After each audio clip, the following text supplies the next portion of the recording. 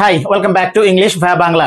তো আজকের video topic ট্রান্সলেশনের বিভিন্ন টপিকগুলোর মধ্যে যেটা আমি আজকে ফোকাস করব সেটা হচ্ছে হাইলাইটিং সেন্টেন্স পার্টস। আমরা যখন সেন্টেন্স লিখি, সেন্টেন্সের মধ্যে আমরা মেইনলি ইউজ করি সাবজেক্ট প্রেডিকেট। সাবজেক্ট তো গেল, প্রেডিকেটের মধ্যে কিন্তু অনেক জিনিস থাকে। তো প্রেডিকেটের মধ্যে কি কি থাকে? শুরু হয় ভার্ব দিয়ে, তারপরে থাকে অবজেক্ট একটা বা দুটো, তারপরে কি থাকে অ্যাডভার্বস। সেটা অনেক রকমের হয়, যেমন হয় manner adverb, place adverb, time adverb, adverb cause, adverb of purpose, এরকম। তো আমি যে সেন্টেন্সগুলো লিখেছি সেগুলো কিন্তু এই কথা মাথায় রেখে যে সেন্টেন্স আমরা যখন ফ্রেম করব তখন এই যে পার্টসগুলো বললাম এগুলোকে আমরা বলতে পারি সেন্টেন্স পার্টস বা সেন্টেন্স কম্পোনেন্টস। তো এই সেন্টেন্স কম্পোনেন্টসগুলোকে যদি আমি ফোকাস করে সেন্টেন্স লিখতে হয় তাহলে সেন্টেন্সটা একটু মডিফাই করতে হবে, এবং তাই জন্য একটা সেন্টেন্স প্যাটার্ন বলে দেবো, একটাই স্ট্রাকচার বলে দেবো, তাতে সবগুলো কভার করবে। এবং খেয়াল করো যে এই যে 5টা সেন্টেন্সের পরে আরও 5টা থাকবে, এবং অবশেষে প্রোনাউন্সিয়েশন চেক যেমনটা থাকে প্রত্যেক ভিডিও শেষে তেমনটা থাকবে। তো এই মোট 10টা সেন্টেন্স, সেই 10টা সেন্টেন্সের মধ্যে আমি তাহলে দেখাবো যে কি করে সেন্টেন্সের মধ্যে কোনো একটা পার্টকে জোর দিয়ে বলা যায়। তো সেক্ষেত্রে কিন্তু কমন নর্মাল সেন্টেন্সের থেকে জোর দিলে সেন্টেন্সটা অবশ্যই আলাদা হবে। কি আলাদা হবে, কিভাবে সেন্টেন্স শুরু করব, বলার ক্ষেত্রে সোজা, লেখার ক্ষেত্রে সোজা, কারণ একটাই সেট প্যাটার্ন। ওকে, তাহলে দেখো এই 5টা সেন্টেন্সের মধ্যে একটা জিনিস কমন, সেটা কি? কি আর বলবো, তোর জন্যই কাল ম্যাচটা আমরা হারলাম। আমি তোর জন্যই বলছি, মানে তোকে স্পেসিফাই করছি, মানে ইউ যে প্রোনাউন। যদি আমি ইটাকে বাদ দিই, কি আর বলবো তোর জন্য কাল ম্যাচটা আমরা হারলাম, এটা একরকম হবে। কি আর বলবো তোর জন্যই কালকে ম্যাচটা আমরা হারলাম, এটা একটু আলাদা হবে। আচ্ছা, আরেকটা জিনিস বলে রাখি, যখন ট্রান্সলেশন আমরা করব, ট্রান্সলেশন আসলে একটা সেন্টেন্স যখন আমরা পাবো সেটাকে ট্রান্সলেট করা একটু ডিফিকাল্ট। আসলে ট্রান্সলেশন হচ্ছে ট্রান্সক্রিয়েশন, বাংলাটাকে তার সেন্সটাকে এক্সপ্রেস করতে হবে, এবং সেই যে সেন্টেন্স বাংলা হোক বা ইংলিশে হোক সেটা কিন্তু আসবে ন্যাচারালি, যেমনটা আমরা নর্মাল ডেইলি লাইফে কথা বলি। সুতরাং এটা যেন মেকানিক্যাল, কম্পিউটারাইজড বা রোবটের মতো না শোনায় যে বাংলা শব্দ ইংলিশে বসিয়ে বসিয়ে বসিয়ে বসিয়ে একটা কিছু করে দিলাম, শুনতে রোবটদের মতো শোনাবে, যেন অটোমেটিক একটা ট্রান্সলেশন হচ্ছে। না, আমাদের ট্রান্সলেশন করতে হবে একদম ন্যাচারালি, যেটা আমরা নর্মাল হইতে কথা বলি।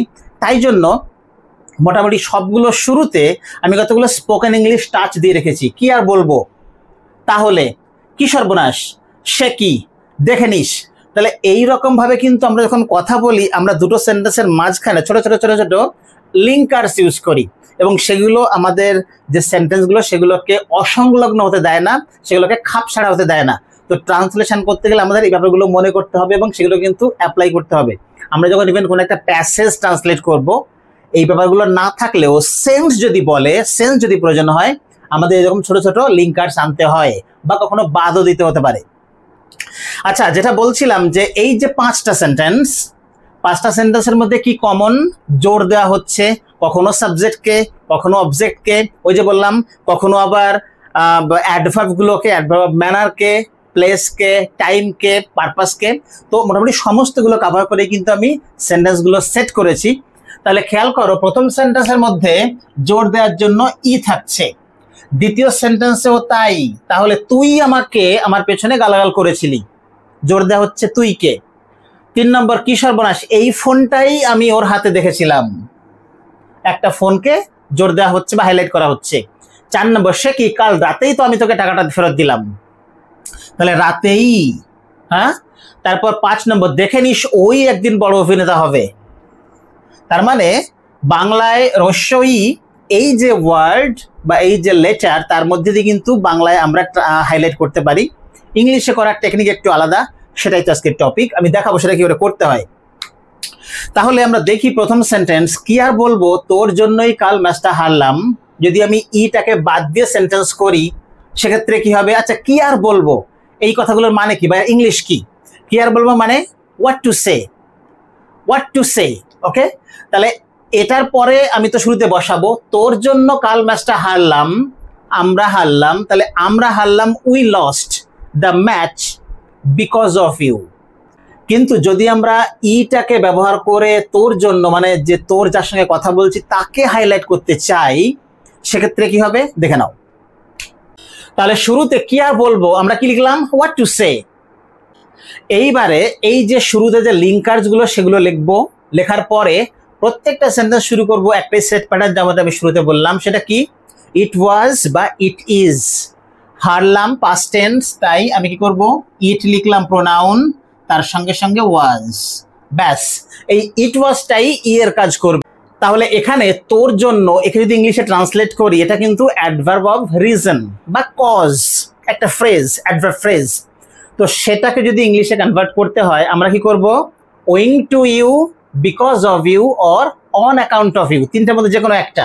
তাহলে আমি সোজাই লিখলাম ওয়িং টু ইউ।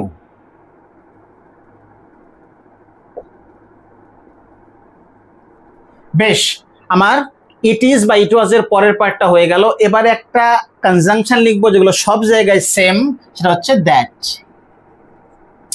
তাহলে কি পেলাম?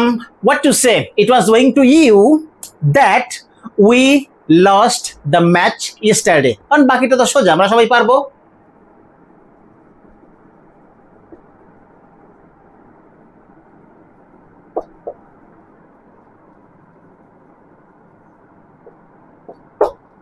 ব্যাস, ডান।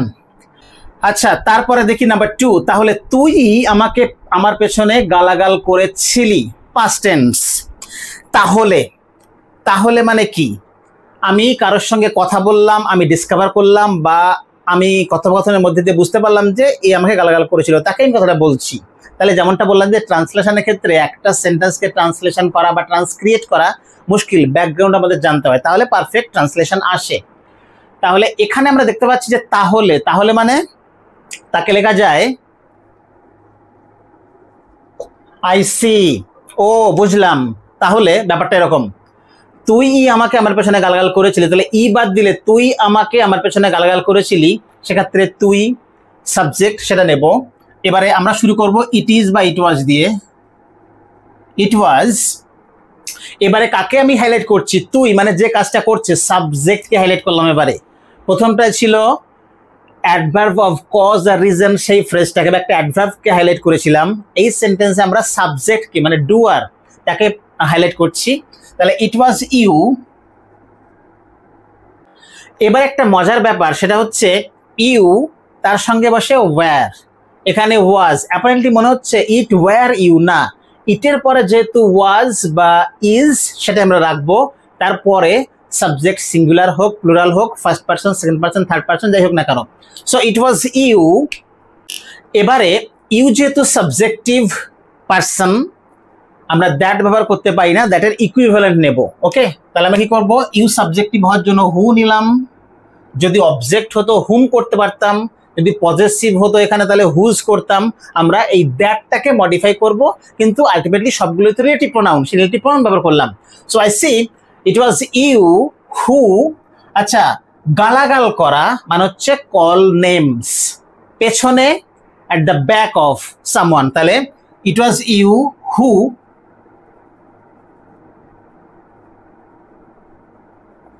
কল্ড মি নেমস, গালাগাল করেছিলি আমার পেছনে।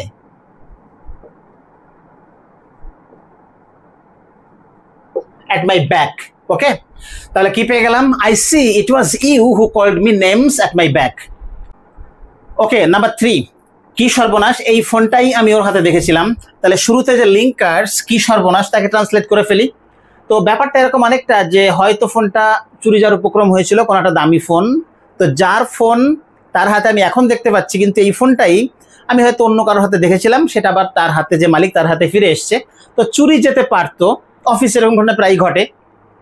তো কি সর্বনাশ, আমরা এটাকে লিখতে পারি how unfortunate.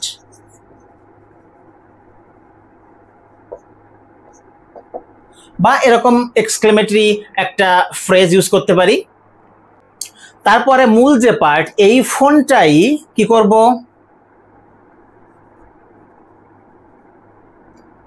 It was this phone. এখানে অবজেক্টের উপরে কিন্তু হাইলাইট করা হচ্ছে, দিস ফোন এখানে অবজেক্ট, এই ফোনটা এখানে object. It was this phone, phone যেহেতু অবজেক্ট বা বস্তু, তারপর আমরা দ্যাট ব্যবহার করতে পারি। It was this phone that I saw, ওর হাতে, আই স মানে আমি দেখেছিলাম, ওর হাতে, ইন his hands. এবার একটু বলে রাখি, এই যে ইট ওয়াজ, আমরা চাইলে ওয়াজকে ইজও করতে পারি, কারণ যে ফোনটার কথা আমি বলছি সেটা তো এখন আমার সামনে দেখতে পাচ্ছি, ফলে আমরা চাইলে এখানে ওয়াজকে ইজও করতে পারি, সেক্ষেত্রে কিন্তু কোনো ভুল হবে না। How unfortunate, it is this phone that I saw in his hand, এটাও কিন্তু কারেক্ট। এবারে 4 নম্বর, সে কি কাল রাতেই তো আমি তোকে টাকাটা ফেরত দিলাম। তাহলে ব্যাপারটা কি, কনটেক্সট কি বলছে, সিচুয়েশন কি বলছে? হয়তো টাকা পাওয়া নিয়ে বা দেওয়া নিয়ে একটা ডিসপিউট তৈরি হয়েছে, আমি কাউকে টাকাটা দিয়ে দিয়েছি গত রাত্রে, সে হয়তো অস্বীকার যাচ্ছে এখন, তাহলে একটা ডিসপিউট তৈরি হলো, কনটেক্সটটা সেরকম, তাই জন্য সেই কথাটা ব্যবহার করলাম। তাহলে আমি কি করব, হোয়াট, আমি অবাক হচ্ছি, কাল রাতেই তো আমি তোকে টাকাটা ফেরত দিলাম, তাহলে কি, ইট ওয়াজ এর কাজ করলো, তারপরে কাল রাতে, ইন দ্য লাস্ট নাইট, যদি শুধু নাইট হয় তার আগে বসবে অ্যাট নাইট, কিন্তু তার আগে কোনো এরকম অ্যাডজেক্টিভ বা মডিফায়ার পেলে তখন কিন্তু ইন বসবে। তাহলে আমরা কি পাচ্ছি, it was in the last night that, আমি তোকে টাকাটা ফেরত দিলাম মানে দিয়েছিলাম, I returned you the money, ব্যাস হয়ে গেল। তাহলে এক্ষেত্রে আমরা কি করলাম, হাইলাইট করলাম বা জোর দিলাম অ্যাডভার্ব অফ টাইমকে, কাল রাতে। নাম্বার 5, দেখে নিস ওই একদিন বড় অভিনেতা হবে। দেখে নিস এর ইংরেজি কি, আমরা এটাকে লিখতে পারি মার্ক মাই ওয়ার্ড।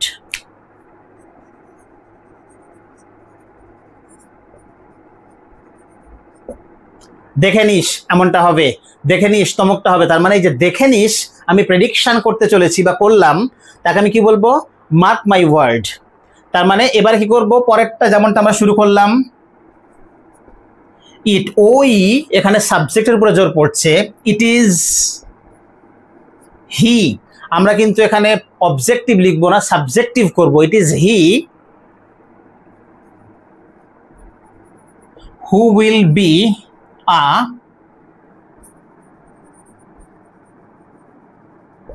সুপারস্টার, একদিন মানে ওয়ান ডে নয়, সামডে। ভবিষ্যতে আমরা বলি না একদিন এটা হবে, একদিন আমি তোর বাড়িতে যাব, ওই একদিন বলতে ওয়ান ডে নয়, সামডে। তাহলে কি পেলাম, mark my word, it is he who will be a superstar someday. আমরা চাইলে এখানে সুপারস্টারকে গ্রেট অ্যাক্টর সেটাও করতে পারি, সেক্ষেত্রে কি হবে, mark my word, it is he who will be a great actor someday. Alright, তাহলে প্রথম 5টা সেন্টেন্সের মধ্যে আমরা কি কি হাইলাইট করলাম, প্রথম সেন্টেন্সে কি করলাম, it was owing to you, কারণ মানে অ্যাডভার্ব অফ রিজন,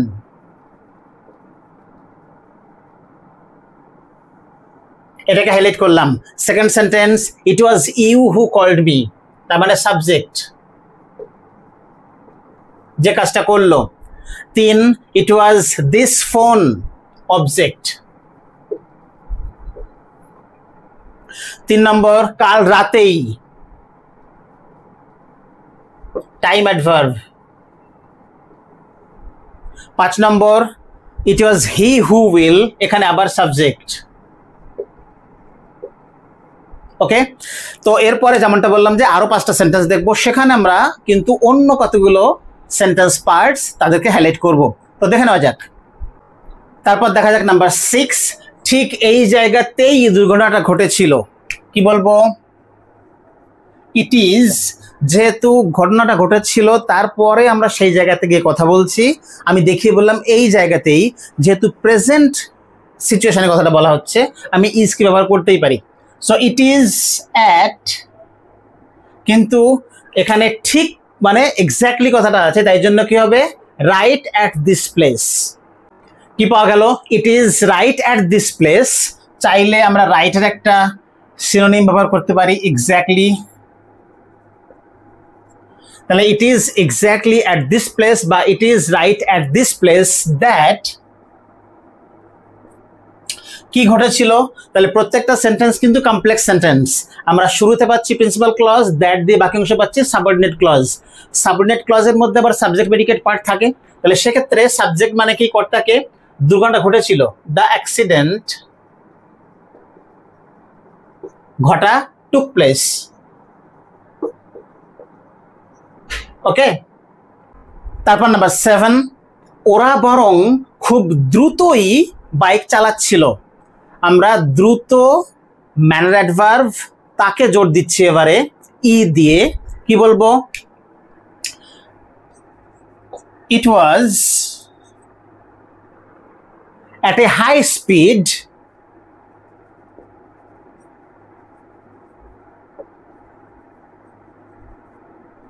ব্যাস, আমার প্রিন্সিপাল ক্লজ শেষ। সাবঅর্ডিনেট ক্লজ শুরু করব, দ্যাট দে ওয়্যার, বাইক চালানো,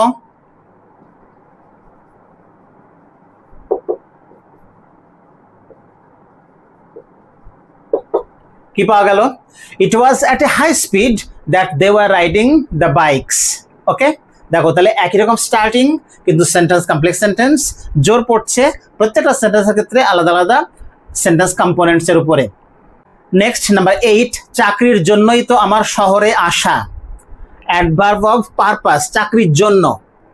তাহলে এটা এখনো সিচুয়েশনটা বর্তমান, তাহলে কি হবে? ইট ইজ ফর আ জব, চাকরির জন্য আমরা এখানে এ নিয়ে আসবো, ফর আ জব। তাহলে it is for a job that, আমার শহরে আসা মানে আমি শহরে এসেছি, I have come to the city. কি পাওয়া গেল? It is for a job that I have come to the city. Okay. Number 9, বৃষ্টির জন্যই কাল ম্যাচটা ভেস্তে গেল। তাহলে একইভাবে আমরা শুরু করব, it was। তাহলে শুরুটা আমরা করে ফেললাম, কিন্তু মুশকিলটা হচ্ছে যে এবারে আমরা কি করব? সব সময় খেয়াল রাখবো যে প্রত্যেকটা ক্ষেত্রেই দ্যাটের আগে আমাদের কিন্তু একটা ফ্রেজ বসছে। তাহলে it was because of rain, it was on account of rain, it was owing to rain, it was due to rain. তাহলে আমি ডিউ টুটা লিখি।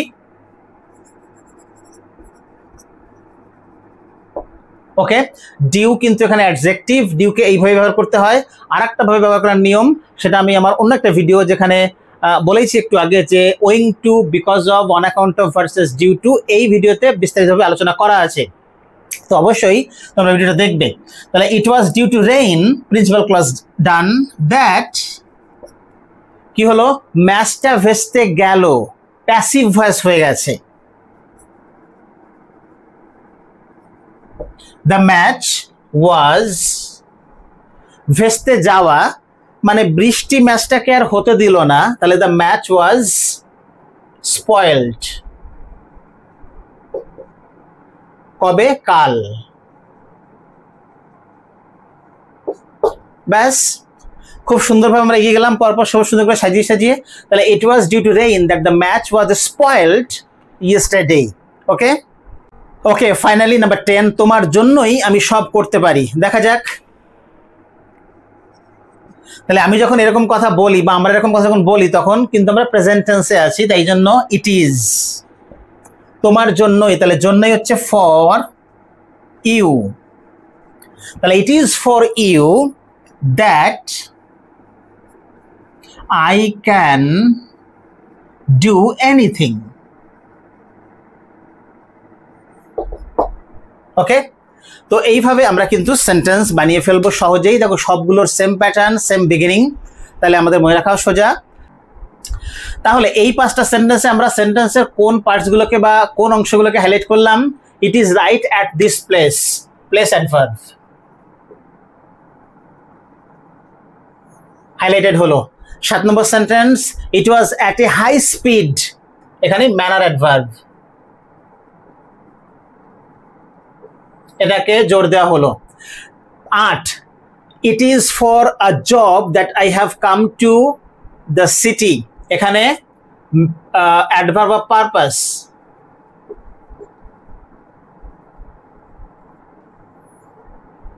Number 9, it was due to rain. Adverb of reason or cause. Last, it is for you, again adverb of purpose.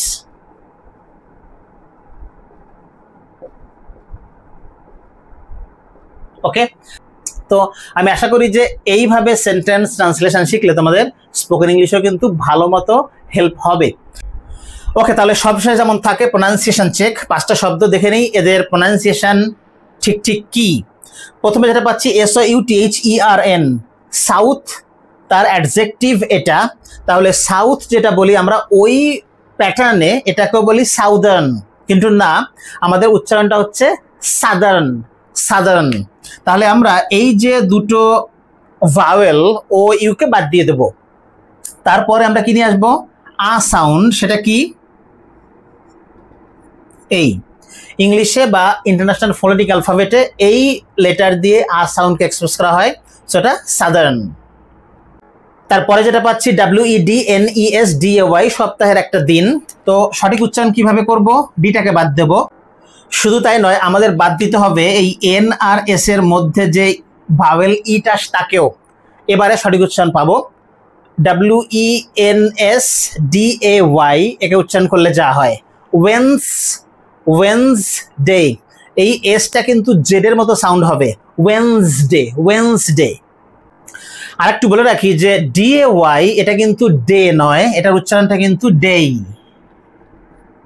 ওকে, ডেই। তোমরা জানলে, যখন আমরা উচ্চারণটা সঠিকভাবে জানবো তখন ডে বললেও কিন্তু আমাদের ভেতর থেকে ডেইটাই আসবে। তাহলে আমরা বলবো মানডেই, শুনতে একটু অপারেশন হলো, সেটাই ঠিক। ওয়েন্সডে, থার্সডে, ফ্রাইডে, এভাবে। NAME, নেম ঠিক নয়, একটু চেঞ্জ হবে, name, name, name. What is your name? What is the name of your brother? Like this. এটা ভীষণভাবে কমন। RESTAURANT। কি কি কাটছাট করবো এখানে? প্রথমটা রেখে দিলাম RES, তারপরে এটাকে বাদ দেব, ইউটাকে বাদ দেব। ওকে, এবারে কি পাচ্ছি? RES, তারপরে আরেকটা সিলেবল TRANT। তাহলে তিনটের থেকে হয়ে গেল দুটো সিলেবল এই ওয়ার্ডে। এবারে সঠিক উচ্চারণ কি হচ্ছে? Restaurant, restaurant. আমরা বলবো না রেস্টুরেন্ট, রেস্টাউরেন্ট, না, রেস্টুরেন্ট। এ আর ইউকে বাদ দাও, প্রোনাউন্সিয়েশন আপনা আপনি বেরিয়ে আসবে। লাস্টে প্রোনাউন্সিয়েশন, এটা প্রোনাউন্স ওয়ার্ড থেকে এসছে, আমরা কিন্তু বলবো না প্রোনাউন্সিয়েশন, তার মানে প্রোনাউন্সিয়েশন। যেমনটা স্পেলিং তেমন তেমন প্রোনাউন্স করো, তাহলে সঠিক উচ্চারণটাই পাবো। ওকে, অলরাইট ফ্রেন্ডস, তাহলে আজকে ভিডিওতে এবার যদি দেখতে থাকো ইংলিশ ভায়া বাংলা, আর অবশ্যই করে চ্যানেলের অন্যান্য যে ভিডিও সেগুলো দেখতে থাকো, কারণ ইন্টারলিঙ্কড। আমি যে ভিডিওগুলো নিয়ে আসি প্রত্যেকের সঙ্গে একটা ইন্টারলিঙ্ক, কারণ ধাপে ধাপে গ্রামার না শিখলে কিন্তু খাপছাড়া হয়ে যাবে এবং আলটিমেটলি আমরা কোনো পার্টিকুলার ডেস্টিনেশনে পৌঁছতে পারবো না। তাহলে keep watching all the other video contents on this channel and improve your English day by day to have better command over English and serve your motherland. Thanks for watching.